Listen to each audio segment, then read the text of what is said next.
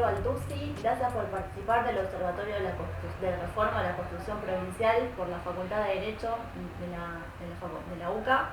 Y bueno, la primera pregunta que tenemos que hacer ¿es necesaria la reforma de la Constitución Provincial o no? Hace muchos años que se viene diciendo que es necesaria, pero la provincia funciona perfectamente todavía con esa excelente constitución que fue la de 1962. O sea que la provincia puede seguir funcionando con la constitución actual. Hay aspectos que indudablemente necesitan reforma, pero no es urgente ni prioritaria, sobre todo en el contexto social, político y económico que vive el país. En el caso que se tenga que llevar a cabo una reforma constitucional provincial, ¿usted considera que serían viables las candidaturas independientes en la provincia de Santa Fe? Mira, acá lo que sobra en la provincia de Santa Fe son partidos, porque muchos partidos se han conformado. Ahora hay mayor rigor para escribir un partido, pero históricamente muchos de los avales y de las firmas que se requieren eran truchadas, inventadas. Por lo tanto, hay partidos para hacer dulce. El que quiera, el independiente que quiera participar en política puede canalizarse a cualquiera de esos partidos. No creo que haya que habilitar especialmente y aparte candidaturas independientes. Doctor, teniendo en cuenta que se está llevando a cabo un proceso de insistencia con reformar la Constitución Provincial, al efecto que hay 11 proyectos presentados en la Cámara de Diputados para tratar el tema de la reforma de la Constitución Provincial, y suponiendo que eventualmente se habilitaría la posibilidad de reelección del cargo de gobernador, ¿qué alternativa institucional sería la más democrática y respetuosa de la voluntad popular provincial? ¿La reelección indefinida? ¿Por un mandato más? ¿Por un mandato y nunca más como en Estados Unidos? ¿Qué piensa usted? Yo estoy por la posibilidad de la reelección, por un mandato, pero no para el gobernador que está en curso cuando se está haciendo la reforma. Es decir, debería haber un mandato intermedio y después ir a la posibilidad de reelección del gobernador. Esto lo decimos ahora, que hay un gobernador peronista, y también lo dijimos cuando se intentó la reforma de la Constitución para los candidatos socialistas, ¿no? Es decir, que usted considera que se tiene que seguir el modelo de la Constitución Nacional. Reelección por una vez, sin que beneficie al gobernador que propicia la reforma. Pero no una reelección y nunca más. No, de hecho lo que se ha dado en Santa Fe es la reelección con un mandato interpuesto, como lo tuvo Reutemann y lo tuvo Bey. Doctor, para usted, ¿la reelección indefinida es sinónimo de baja calidad republicana? Sin ninguna duda, si no, hagamos una monarquía. La reelección indefinida, como está ocurriendo en Formosa, a mí me parece algo más parecido a una monarquía que a una república. ¿Debería establecerse una limitación a la reelección inmediata para los cargos legislativos provinciales, municipales o comunales? Sí, yo creo que sería bueno limitar las reelecciones en general, para todos, para los intendentes, para los presidentes comunales, por un periodo a lo mejor puede ser de 2 mandatos, 3 mandatos. Estoy de acuerdo en esa limitación, pero hay que tener en cuenta que esa limitación también tiene bypass para eludirla, porque vos le podés poner una limitación para que no pueda tener más que 2 mandatos como diputado. Después se puede presentar a senador. Después el intendente al que le limitaste el mandato seguramente va a querer ser legislador. Bueno, pero son recambios. Son recambios. Pero me parece bueno que haya una limitación en el periodo de mandato, 2 mandatos, 3 mandatos, no más. ¿Está de acuerdo con que el gobernador tenga facultades de dictar DNU? Bueno, es un tema que he visto que está tratado de distinta manera en los proyectos en curso.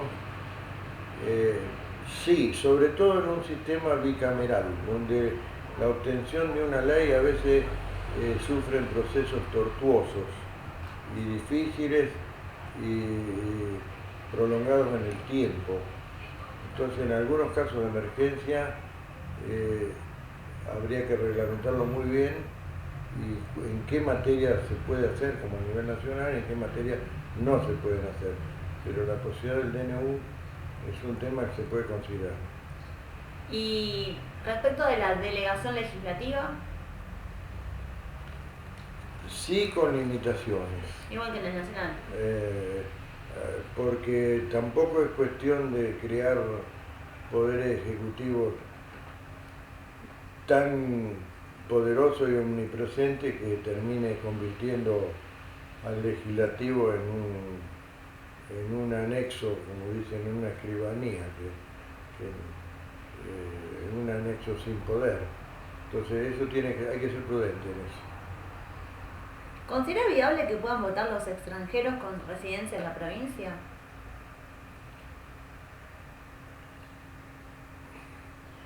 Para cargos municipales solamente. ¿Debería incorporarse el balotaje? El balotaje es una posibilidad buena, la actual constitución no lo tiene, sí lo tuvo la legislación de emergencia que dictó el gobierno militar en el año 73.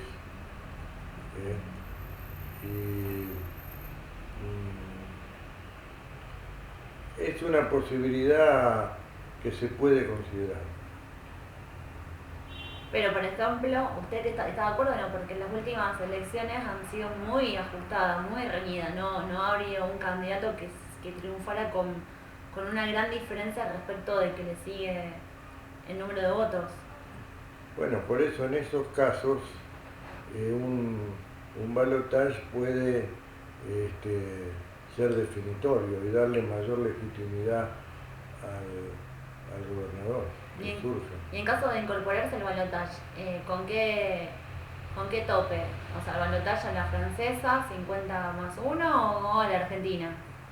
No, el balotaje siempre entre 2 y el que obtiene mayor cantidad de votos queda consagrado.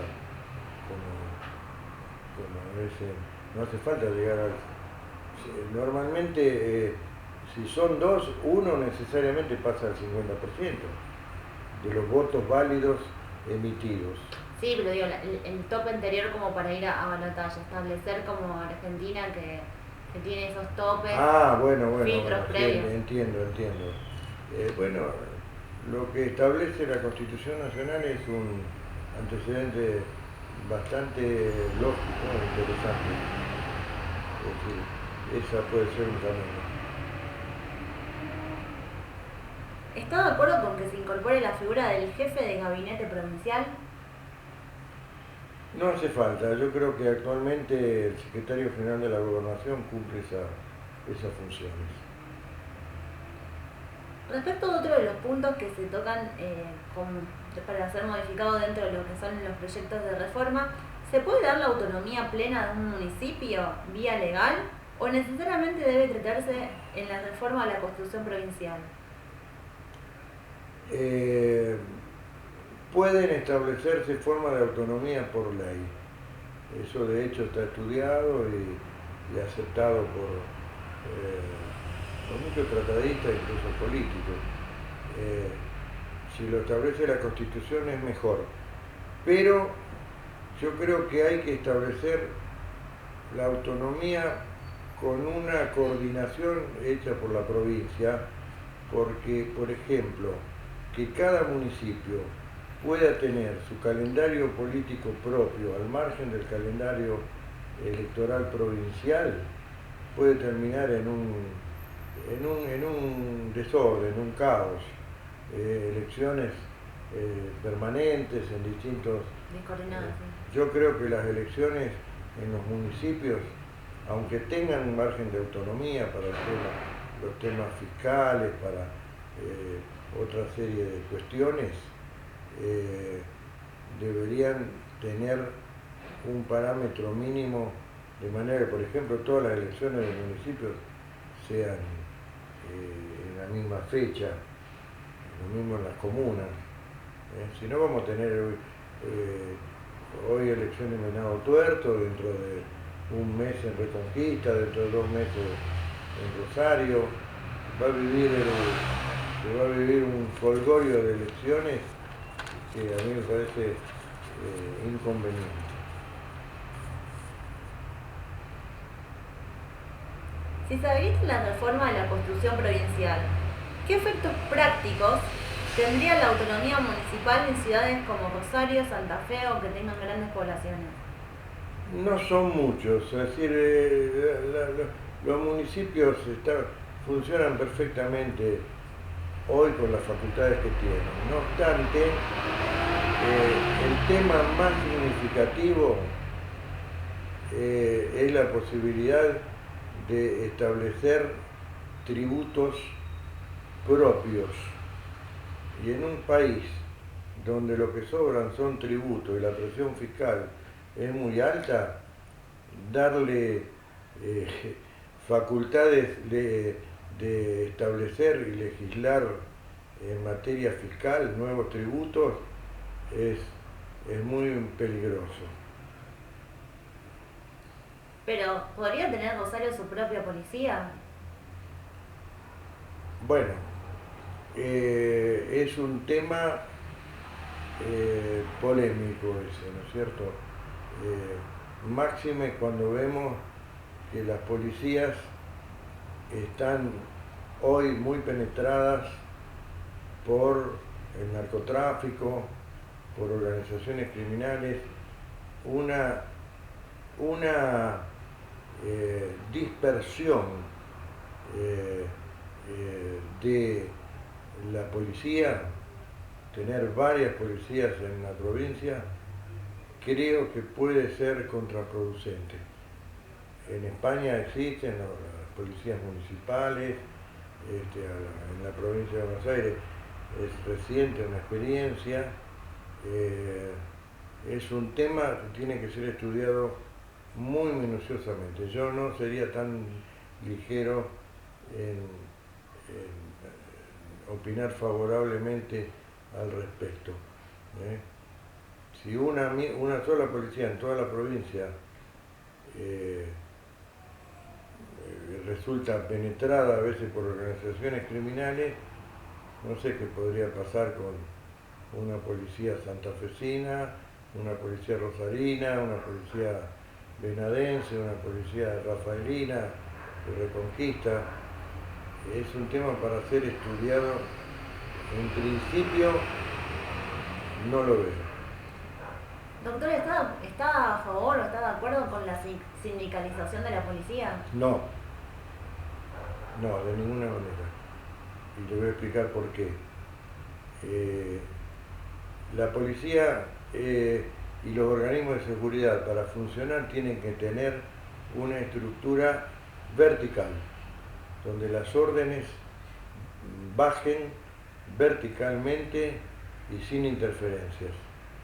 No es impensable para mí que un policía reciba una orden de sus jefes y vaya a preguntar al sindicato si está bien, si la tiene que cumplir, si la tiene que resistir. Yo soy partidario de la jefatura y la conducción vertical de la policía. Y en todo caso, lo que estaría de acuerdo en la conformación de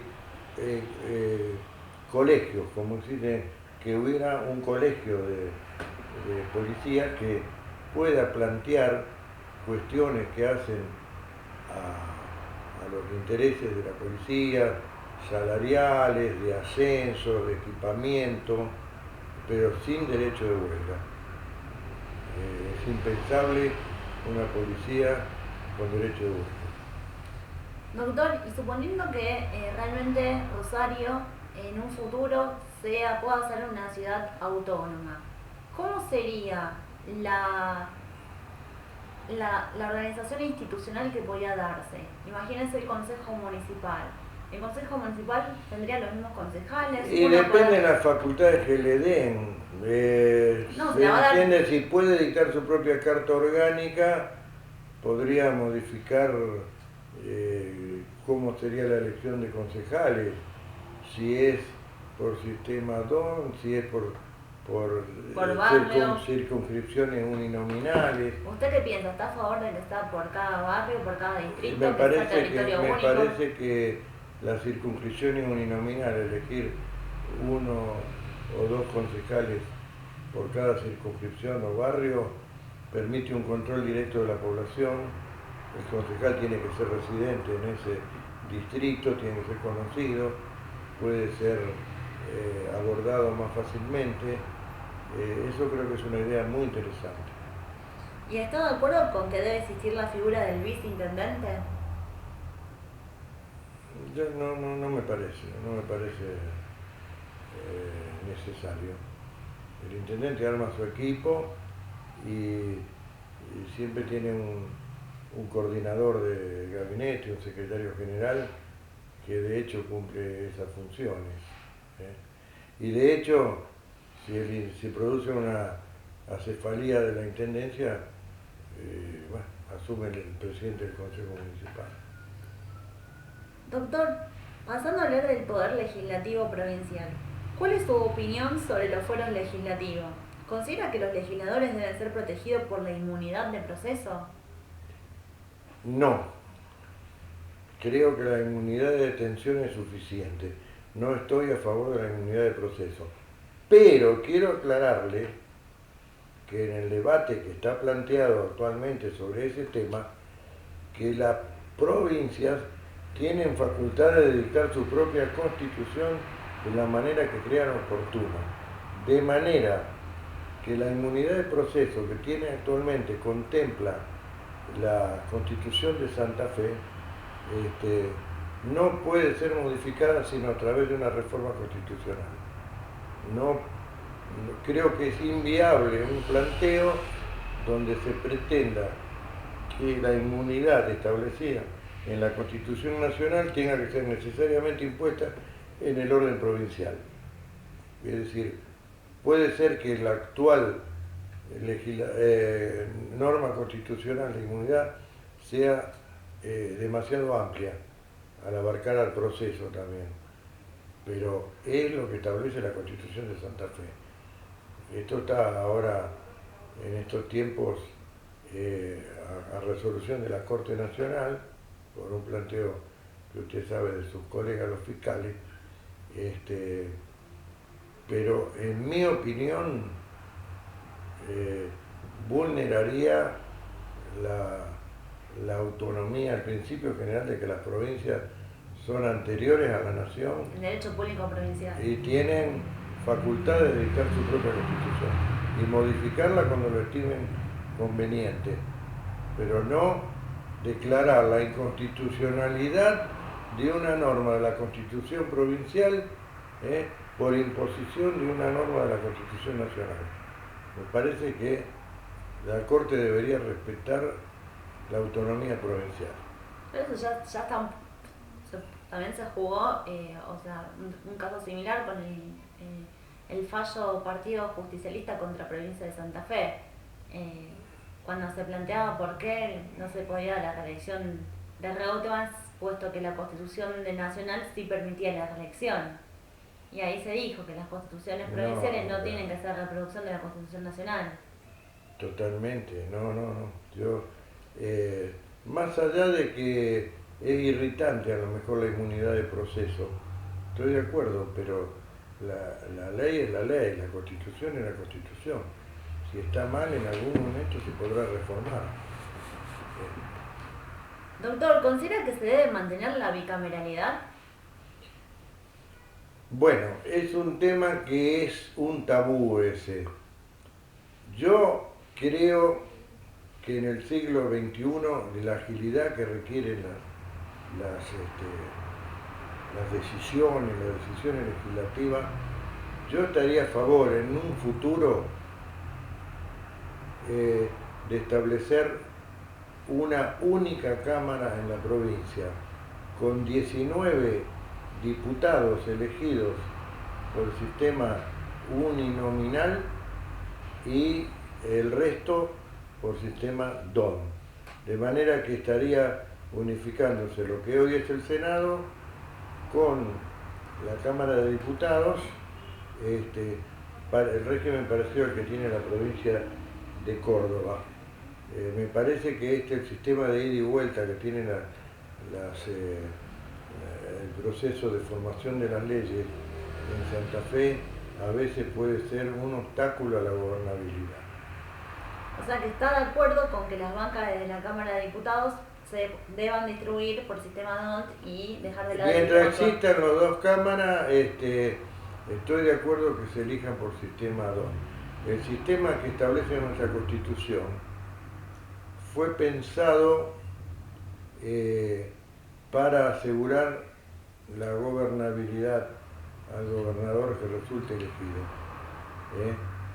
porque se daba por sentado que la lista de diputados más votada necesariamente iba a ser la misma que el gobernador, el candidato a gobernador más votado.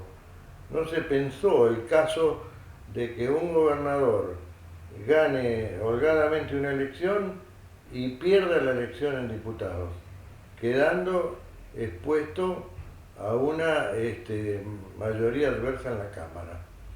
El espíritu de la Constitución, esto se lo podían haber preguntado a Quilibarda, no sé qué habrá dicho. Se lo preguntamos y Bonfatti también lo pasó. Él tuvo las cámaras en contra. Bueno, pero el espíritu era darle gobernabilidad al gobernador. Y se daba por sentado que el gobernador iba a ganar con su lista de diputados, sobre todo cuando las boletas iban pegadas. Exactamente, también hablé de eso. Bueno, entonces se daba por sentado y se le daban 28 de los 50 diputados. Pero la realidad con la boleta única de papel, que ya van 2 veces que la lista de diputados que gana es distinta a la del gobernador electo. Doctor, ¿está de acuerdo con las PASO o prefiere la ley de lema? No, yo estoy de acuerdo entre las PASO y la ley de lema. Hoy por hoy creo que es más justa y más democrática el sistema de las PASO. Lo que pasa es que es muy costoso. Es un sistema donde hay que vivir un año entero prácticamente en procesos electorales. Es un tema que hay que verlo muy minuciosamente. Justamente ahora está en debate que muchas provincias... Porque son 3 las posibilidades. Usted mencionó la ley del lema y las PASO, pero está también la posibilidad de que cada partido realice su interna como crea oportuno y se hace una general y presenta a su candidato, en cuyo caso no hay 2 elecciones generales en el mismo año, una PASO y una general. Son muy costosas. Las PASO podrían quedar sin elecciones intermedias a nivel nacional, ¿no? Es decir, una elección cada 4 años. El hecho de que un presidente, sobre todo a nivel nacional, viva cada 2 años un proceso electoral que lo legitima o lo deslegitima, constituye un obstáculo a la gobernabilidad. O sea que tampoco estamos a favor de que se den las elecciones intermedias acá en la provincia. Las elecciones intermedias en la provincia no modifican la legislación, la legislatura. No, pero sí, en caso de reforma de la Constitución provincial se incorpore la posibilidad de reelección. No, para nada, no. Al contrario. Entonces, Estoy a favor a nivel nacional de que los mandatos sean de 4 o 5 años y sin elecciones intermedias. sí. Esa es mi opinión. Entonces se podría mantener los pasos ahí.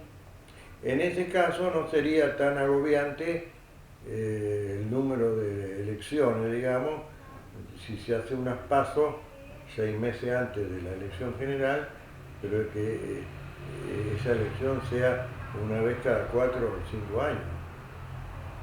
¿Y está a favor con la boleta única? Sí, absolutamente. No está, o sea... ¿Sabe por qué? Porque la boleta de papel con la lista sábana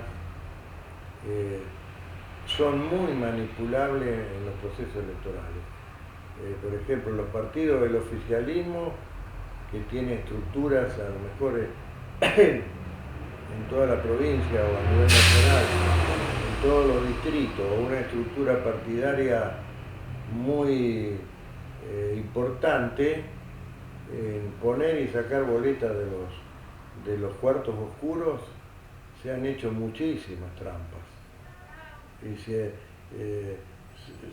el partido que no tenga una estructura de fiscales muy aceitada queda expuesto a muchas irregularidades. Yo creo que la boleta única de papel impide el trasiego, las trampas que se hacen rompiendo, eliminando boletas de los cuartos oscuros. Recuerdo que el doctor Roberto Labaña, que es amigo mío y que respeto enormemente, uno de los dirigentes más importantes. No, él lo trajo a la facultad. ¿Eh? Lo trajo a la facultad. Bueno, vos sos testigo que un día lo invité yo y le hice dar lo invitamos a dar una conferencia, una charla en la Facultad Católica. El doctor Roberto Labaña, cuando fue candidato a presidente, en un mix de peronistas con radicales, con el candidato a vice, el actual gobernador de Jujuy, Morales, en la provincia de Buenos Aires, al no tener una estructura importante para control del comicio, él me decía que en un estudio que había hecho, entendía que había habido una diferencia en contra de él, estimada en 5 puntos por las trampas que le habían hecho, quitándole las boletas en todos los cuartos oscuros, o en numerosos cuartos oscuros. Entonces, la boleta sábana de papel es una anticualla que tiene que desaparecer. Hay que ir al voto electrónico o a la boleta única de papel. ¿Cómo puede Brasil tener con semejante territorio el voto electrónico y tener los resultados a la hora, a las 2 horas, y nosotros estamos con la boleta de papel que se puede romper, tirar abajo de las mesas, hacer desaparecer? Si no tenés un fiscal que va reponiendo las boletas, te vas quedando sin boletas. ¿Pero está a favor del voto electrónico entonces? Estoy a favor del voto electrónico como la máxima, hasta tanto se pueda establecer el voto electrónico, la boleta única de papel es un avance. ¿No le parece, por ejemplo, que en países de Europa como Alemania dejaron de lado ya el voto electrónico por todo, porque no asegura la intangibilidad del voto, el eso de poder controlar bien porque puede ser hackeable o maniable? Bueno, la boleta única de papel es una opción intermedia que es un avance.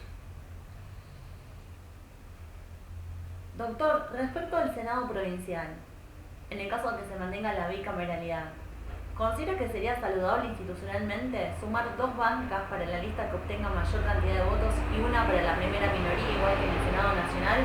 Hay muchos proyectos que plantean esa opción. Y es mayor gasto público, ¿no? Seguir agregando legisladores. Puede ser, puede ser, pero habría que cambiar hasta el edificio de la legislatura para eso, ¿eh? No, puede mantenerse como está o No, aceptar. yo soy partidario a futuro, ¿no? Una Cámara única con 19 legisladores elegidos por sistema uninominal y 31 por sistema DON. Eso permitiría una representación importante de todos los departamentos. 31 o 50. 31 más 19, 50. Ah, o sea, directamente Una Cámara de 50 que reúna lo que hoy es el Senado con lo que es la Cámara de Diputados. Sería mucho más ágil y respetaría la presencia de significativa de los departamentos, de los 19 departamentos de la provincia. ¿Y mantendría el número 50 o lo cambiaría? Eso puede ser que se pueda retocar de alguna manera, pero no mucho más, ¿eh? ¿Qué opina usted del proyecto que ha impulsado el Frente Amplio Progresista en cuanto a las regionalizaciones? Los nodos. De hecho, fue una creación de burocracia, de estructuras con un montón de gente ahí cobrando, que no, yo creo más bien respetar la tradición de los 19 departamentos de la provincia. Puede ser que como organización interna del gobierno que tenga alguna estructura de regionalización, pero lo que estoy en contra es seguir creando estructuras burocráticas que tienen un costo. A lo mejor crear asambleas consultivas para proponer cómo establecer las regiones como para también consulta para el pueblo. En principio la experiencia de los nodos no funcionó, fue una creación de hecho fueron eliminados, no existen en este momento. Y me parece que hay que dejarle al gobierno que se organice de la mejor manera que quiera y tenga flexibilidad en cuanto a su manejo con las regiones. No creo que haya que darle rango constitucional. Doctor, ¿debería la legislatura tener a cargo la designación del jefe de policía? He visto que varios proyectos proponen eso. Puede ser una idea interesante porque le da una estabilidad especial una vez que tiene acuerdo legislativo. El jefe de policía sería mucho más difícil removerlo. Pero es un tema también que de alguna manera politiza el tema de la policía. No estoy seguro que sea bueno. ¿Debería reconocerse constitucionalmente el principio de paridad de género, sobre todo para el acceso a cargos de origen electivo y para cubrir cargos en el órgano judicial? Bueno, es un tema polémico. He visto que casi todos los proyectos lo tienen contemplado. Si vos me decís, yo prefiero que la gente llegue por su capacidad, no por un cupo obligatorio de género.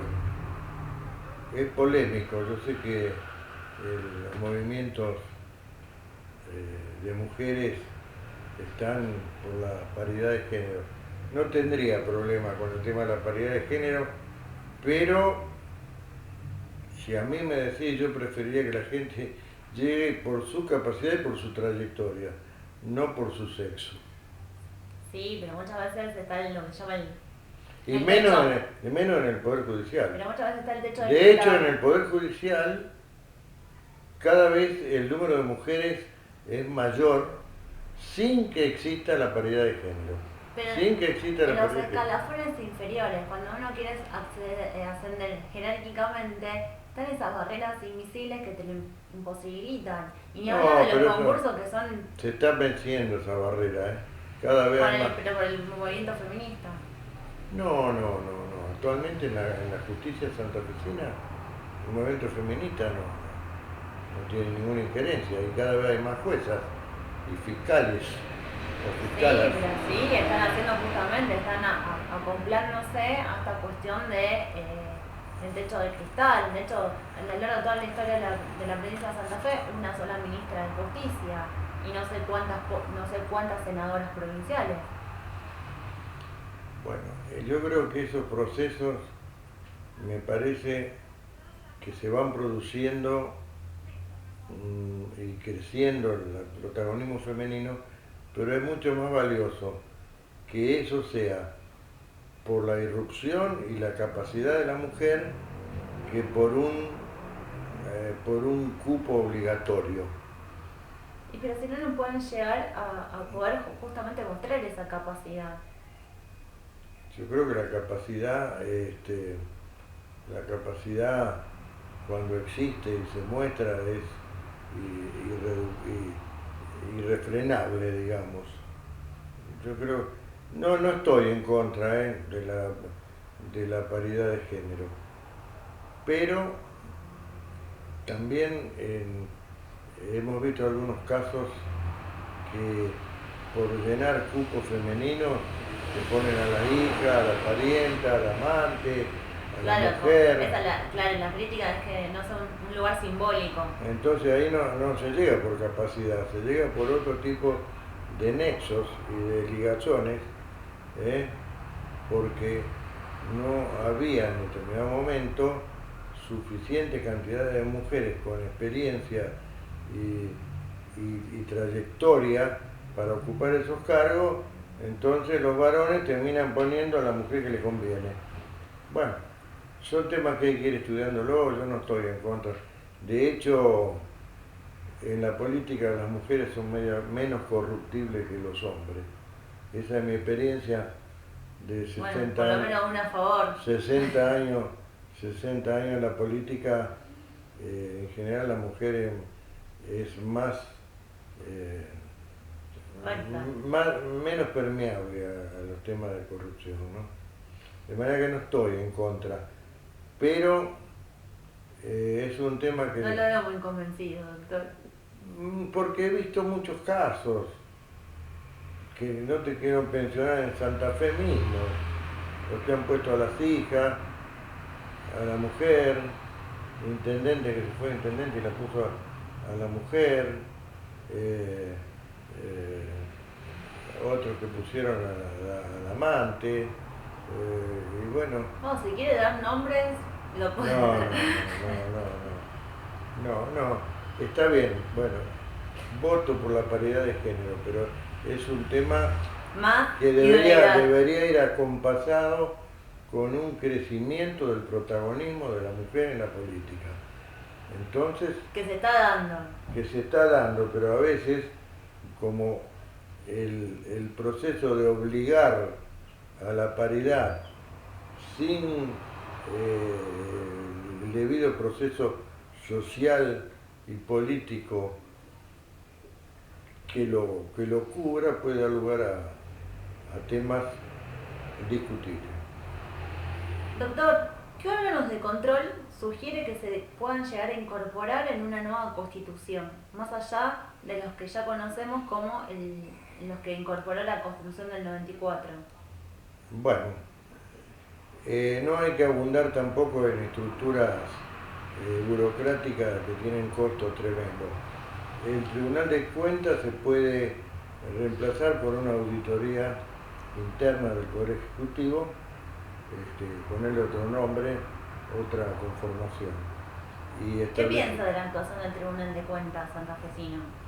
Bueno, por el momento es como un Ford Falcon, digamos, es una vieja estructura que más o menos ha funcionado, pero eso puede ser reemplazado por una sindicatura general, que sería una especie de control interno del Poder Ejecutivo, más una auditoría general con participación del Poder Legislativo. Si no se crean estructuras monstruosas que cuesten fortunas, pueden estar los dos organismos. La Defensoría del Pueblo ya existe, ¿eh? Pero en toda esta estructura hay que ser prudente en que no se convierta en estructura burocrática demasiado costosa.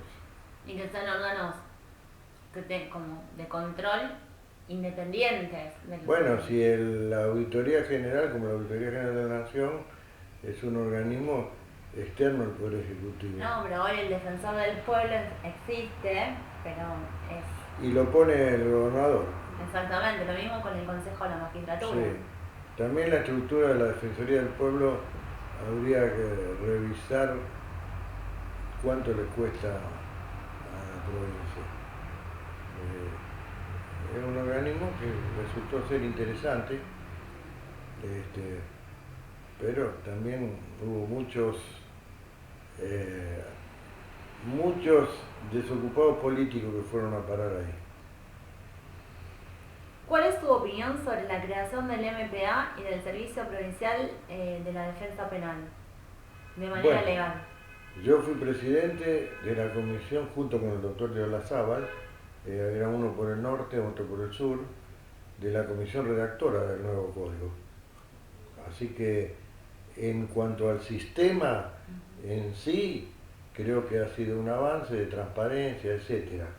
Lo que ocurre es que la implementación de la ley que nosotros aprobamos en la gestión de Obey la realizó el socialismo bajo la gestión del doctor Superti de una manera absolutamente omnímoda, sin participación de la legislatura, sin darle participación a la oposición. Todos los sistemas de concurso los manejó el Poder Ejecutivo, la designación de los organismos, digamos, de selección, de manera que terminó siendo una estructura en su momento muy funcional al socialismo, salvo excepciones, o gente que venía del viejo sistema. Esto debe ser reequilibrado, remensurado, para que sean organismos imparciales, no vinculados demasiado a una gestión o a un partido político. Y en cuanto al control, la disciplina de los fiscales y defensores, ¿quién tiene? Bueno, ese es un tema polémico. La disciplina la tiene que debe estar en manos de un juris, pero no interno del MPA. Personalmente puedo mencionar 2 casos de denuncias que yo mismo hice cuando todavía ejercía la profesión,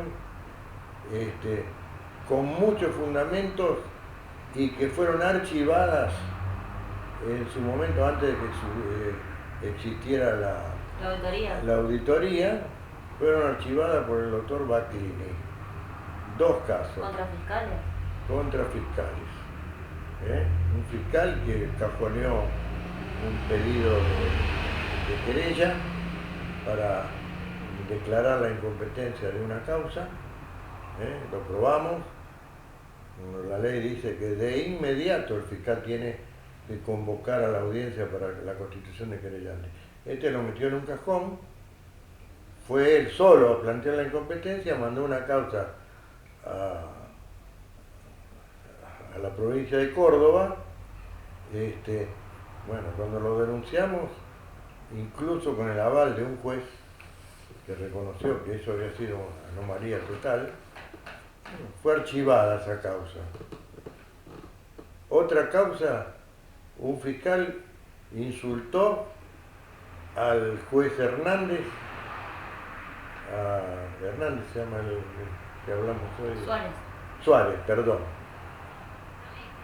Debajo de las cámaras de la sala de audiencia, el juez hizo la denuncia y la causa no pasó absolutamente nada. Es decir, el control de disciplinario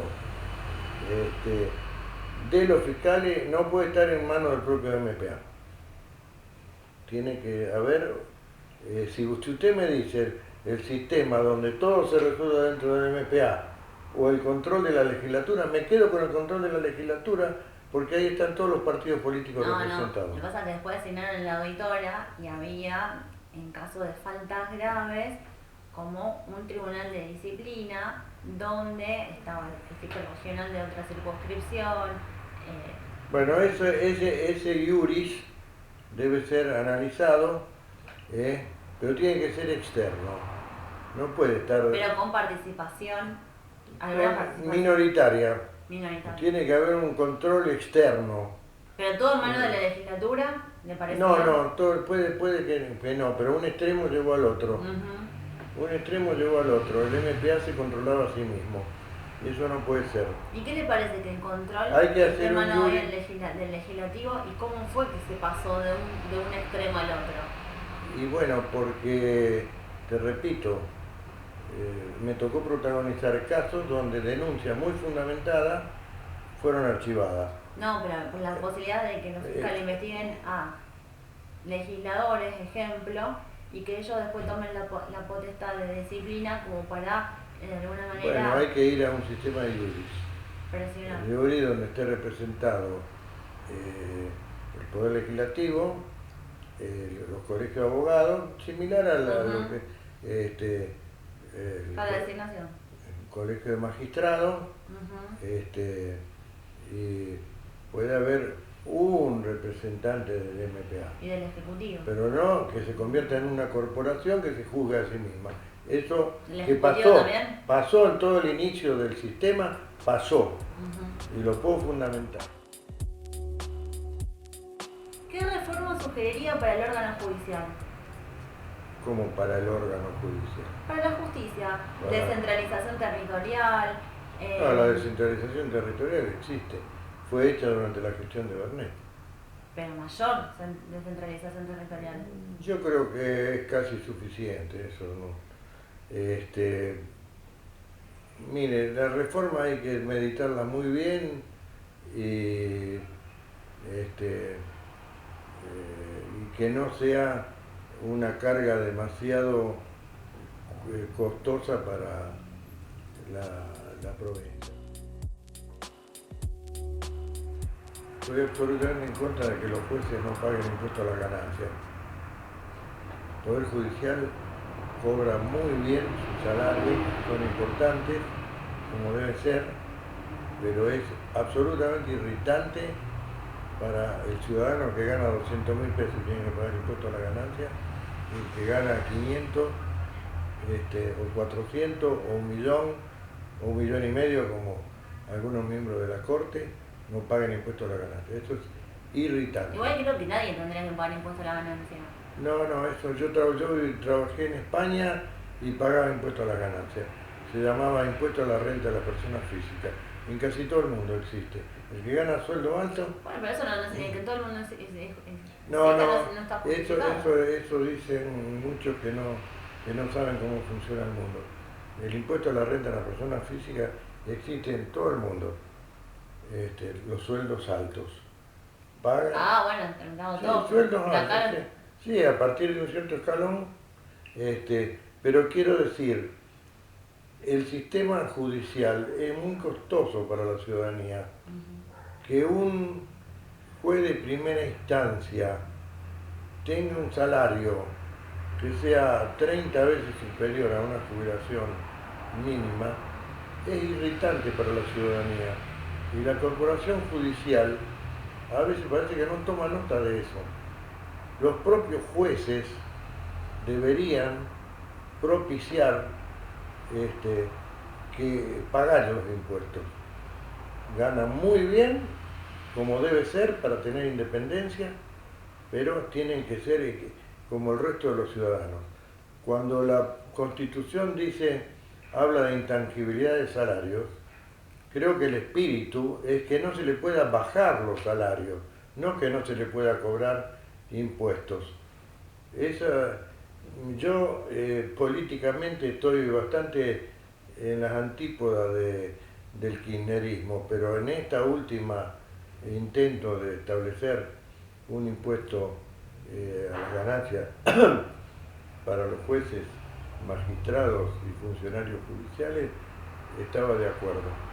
Sé que a lo mejor en la justicia no cae bien esto, pero es la verdad, es lo que corresponde.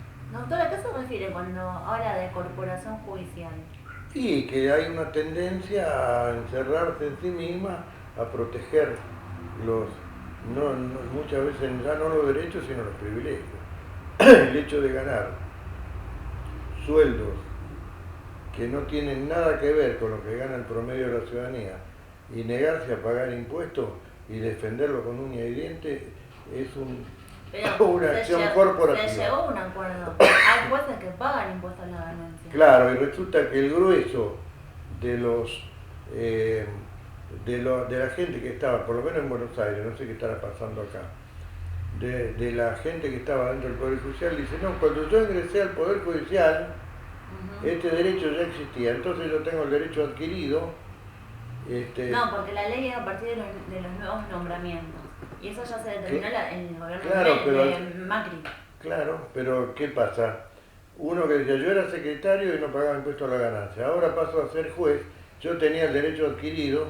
No, si eras secretario, pasas a ser juez, paga impuesto a la ganancia. Bueno, eso es lo que debe ser, puede ser un tema que vaya morigerando en el tiempo, eso que para mí es un privilegio. Se va a morigerar el tiempo porque ya es así. Tengo referencia de que hay casos. Hay casos que a lo mejor uno era ya funcionario, pasa a ser juez, ahí no, porque no sería una nueva designación, pero si era secretario o empleado y pasa a ser juez o fiscal, en ese caso sí, porque no eran... Hay casos donde están perforando la ley, en Buenos Aires por lo menos. Bueno, ojalá que por esa vía se vaya morigerando, pero va a tardar 20 años y todavía va a haber jueces y jubilados que no pagan impuestos a la ganancia, ganando más de 1 millón de pesos por año. Es el acuerdo político que se llegó. Bueno, eso puede ser modificado por una nueva ley y los 5 miembros de la Corte actuales han fijado posiciones favorables al pago de impuestos a la ganancia. Rosati lo hizo, creo que en una sentencia. Rosenkrantz ya lo dijo desde el momento de la audiencia cuando fue al Senado. Mi amigo el cordobés, Maqueda, el Pato Maqueda, como le decíamos en los años que hacía política, votó la ley que en tiempo de Menem estableció el pago del impuesto a la ganancia, que después la Corte de ese momento inventó una acordada diciendo la inaplicabilidad de la ley. ¡Pum! No la aplicó. Pero yo creo que si el tema llegara a la Corte hoy, la solución sería distinta. Pero bueno, por ahora habrá que aplicar la ley del 2017. O sea, si yo le pregunto qué sugería como de cambio para el órgano judicial, ¿a usted le parece que el órgano judicial está a la altura de... Hay que ir haciendo modificaciones, pero prudentes y estudiadas. Qué sé yo, por ejemplo, porque ya sería muy amplio ese tema. Por ejemplo, los tribunales colegiados de juicio oral en materia de familia y daños son una ficción. Hay 3 sueldos de jueces ahí acumulados en un solo tribunal, donde generalmente el que resuelve es uno. Creo que no funcionan verdaderamente como tribunales colegiados.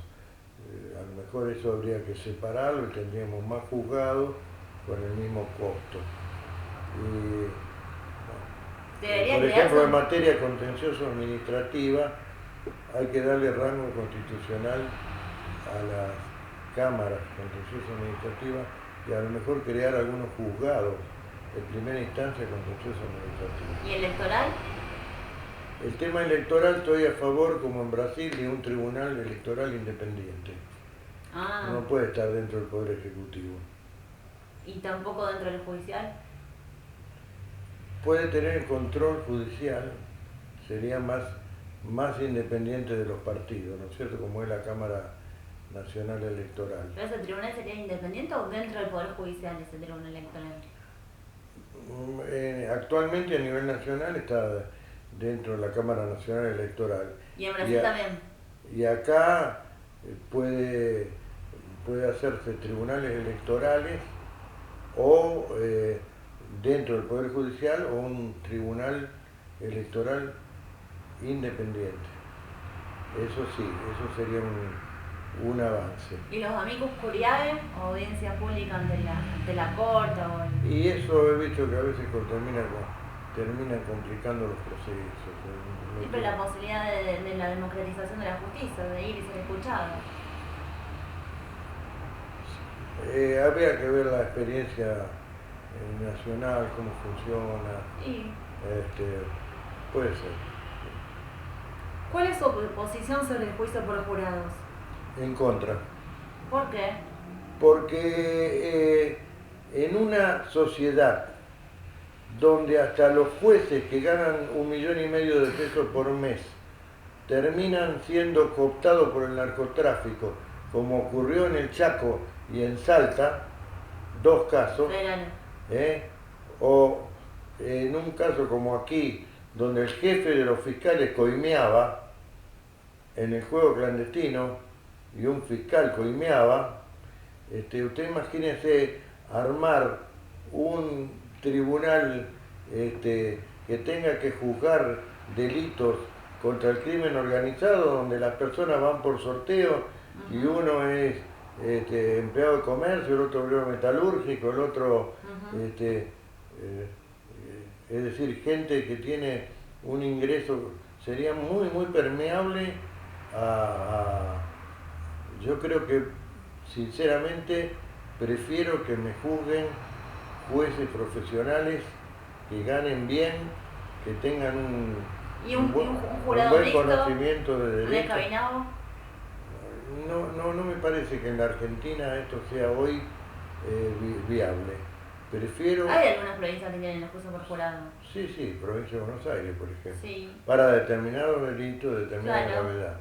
Se puede ir estudiando, pero te repito, si la justicia, donde ganan sueldos muy importantes, resulta penetrada por el crimen organizado, no quiero imaginarme en un jurado de ciudadanos comunes que ganan 100.000 pesos por mes. Para mí es muy peligroso. Punto. Doctor, ¿está de acuerdo con que se dé la creación de un tribunal constitucional provincial? Bueno, yo estaría incluso de acuerdo a nivel nacional.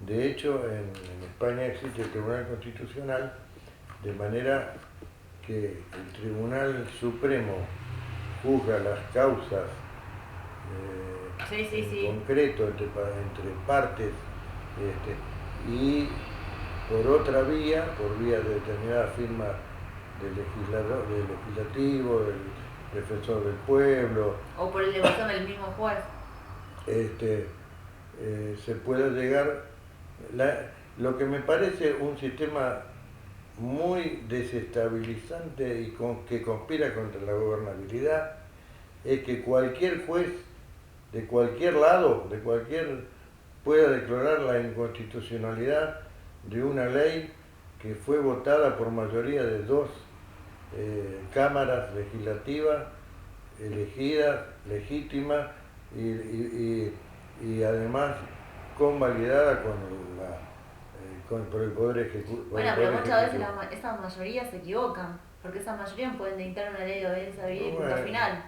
Está bien, prefiero que se equivoque la mayoría y no que se equivoque un juez que puede tener algún interés en particular en el tema. Pero ese juez también es controlable, porque al fin y al cabo decide la Corte. Estoy a favor de que haya un tribunal constitucional para declarar la inconstitucional de una ley, algo que pase por un tamiz muy fino.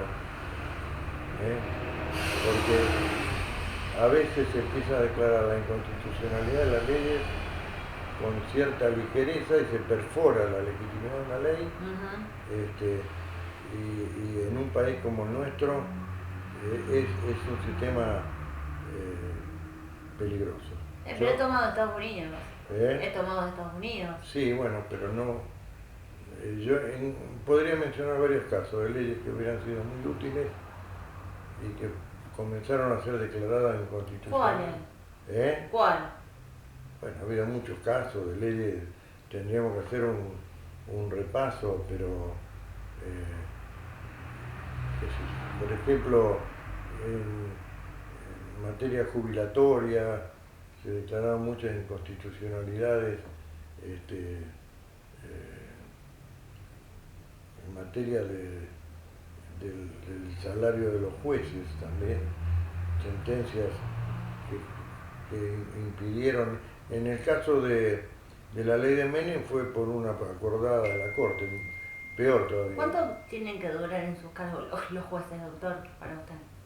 Bueno, ese es un tema también difícil, porque es muy difícil que alguien dedique su vida durante 6 años, por ejemplo, a ser juez y después tenga que pasar a la vida particular, a empezar a transitar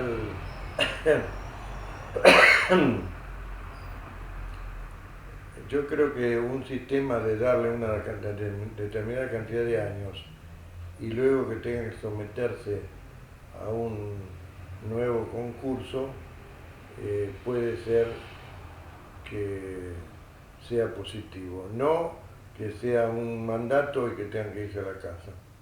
Como en el 75, como en la Nacional, y después un nuevo acuerdo. Bueno, yo creo que si eso habría que ver si, por ejemplo, se le pide un nuevo acuerdo o un examen a través de algún tipo de concurso que lo rehabilite para continuar en el ¿Pero la edad le parece bien a los 75? Sí, y tiene que ser automático el CD, he visto que algunos proyectos lo tienen.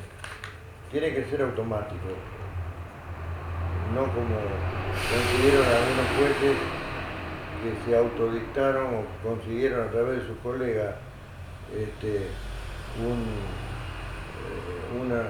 le hicieron lugar a un amparo y seguían en el cargo quedándose dormidos en los acuerdos o estando prácticamente inhabilitados físicamente. Creo que a los 75 años es una edad más que suficiente para cesar automáticamente, no puede haber amparo, no puede haber nada. Bueno, doctor, la ley, la Constitución Provincial habla de 65 años, pero 75 hoy puede ser una edad razonable. Terminamos con el cuestionario, no sé si nos quiere contar algo de lo que usted ha visto, ha estudiado. No, hay muchos temas que se introducen. Le voy a hacer una síntesis de lo siguiente. La parte dogmática yo no la tocaría, porque se va a introducir una polémica tremenda al estilo Brasil. Por ejemplo, nuestra Constitución, siguiendo la tradición de la historia de Santa Fe, de su surgimiento, de su raíz hispánica, etc., reconoce a la Iglesia Católica como religión oficial, compatibilizando con la libertad irrestricta de cultos. Bueno, ese tema, solamente ese tema, daría lugar a una polémica muy grande. Sí. Yo la parte dogmática no la tocaría. Y en la parte orgánica, creo que hay que ser prudente en introducir cosas nuevas en la Constitución. Si no, vamos a llegar como la Constitución brasileña, que establecía hasta la tasa de interés en la Constitución. Es decir, no hay que ser demasiado casuístico y tratar temas que se pueden resolver por vía de la ley. La Constitución del 62 es un ejemplo de perfecta redacción, precisa, escueta, austera. Perdurable. Perdurable. y que ha perdurado porque tiene una excelente redacción. Ha sido hecho por hombres como Ula, Quilibarda, Rosúa, Rosúa. grandes dirigentes y grandes juristas. Esa es mi idea. Por eso abrir la caja de Pandora de la reforma tiene que ser en base a unos acuerdos previos para ver muy bien qué se va a tocar. ¿Te parece que tiene que haber como un pacto de olivo previo? Sí, yo creo que tiene que haber un acuerdo para determinar, porque abrir una constituyente sin ningún límites con la clase política que nosotros tenemos es abrir una caja de Pandora que puede terminar estableciendo cosas a lo mejor inviables o irrealizables. ¿Ves factible que en los próximos años se pueda reformar la Constitución? Ahora este intento reformista veo que está enfriado totalmente. Hablo de cuáles son las condiciones que en mi opinión deben darse para una reforma constitucional. La reforma no puede ser la hija de un gobierno determinado. Tiene que ser el resultado de un gran consenso y de un momento y un espíritu de conciliación especial. No una norma impuesta de un sector sobre otro, porque eso no sirve. Y creo que en este momento la confrontación entre frentes y partidos sigue siendo muy fuerte. A nivel nacional, con la grieta famosa, y a nivel provincial también. Por lo tanto, si la clase política, en lugar de pensar en una solución para el futuro, para las futuras generaciones, piensa en imponer determinados criterios propios y en detrimento de otros sectores, y hay desconfianza entre las trincheras, mientras esa desconfianza continúe y los intereses partidarios sean muy fuertes, no va a haber reforma constitucional. ¿Le gustaría ser convencional constituyente? Sí, de hecho estuve a punto de hacerlo en el 94, nada más que yo estaba en ese momento ocupando funciones en Buenos Aires, y bueno, no pude ser. Sí, es un tema que me podría interesar, pero no por eso voy a estar a favor De cualquier cosa. Esta reforma me parece a mí, este nuevo intento que ha hecho el gobernador, veo que ni el propio gobierno lo está impulsando demasiado. ¿Y está de acuerdo con que se establezca que Santa Fe tenga que tener un banco provincial como lo tenía? El tema de las privatizaciones, servicios públicos. No establecer en la Constitución si debe o no debe tener un banco. Eso es un problema de oportunidad, mérito y conveniencia, como se dice, ¿no es cierto? En cada etapa el gobierno podrá tenerlo, no tenerlo. Los servicios públicos esenciales puede ser que queden en manos del Estado, pero tampoco que debería... no se privaticen. Tampoco he visto varios proyectos que establecen la prohibición de la privatización, pero no sé, a veces la gestión del Estado puede ser buena y a veces puede ser muy mala.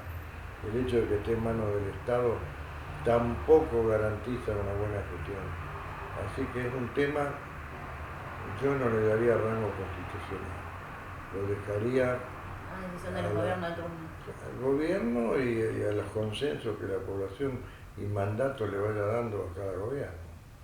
Doctor, ¿qué mensaje le quiere dar para los estudiantes, políticos, profesionales que escuchen esta entrevista? Bueno, que la política es una función de servicio, que la política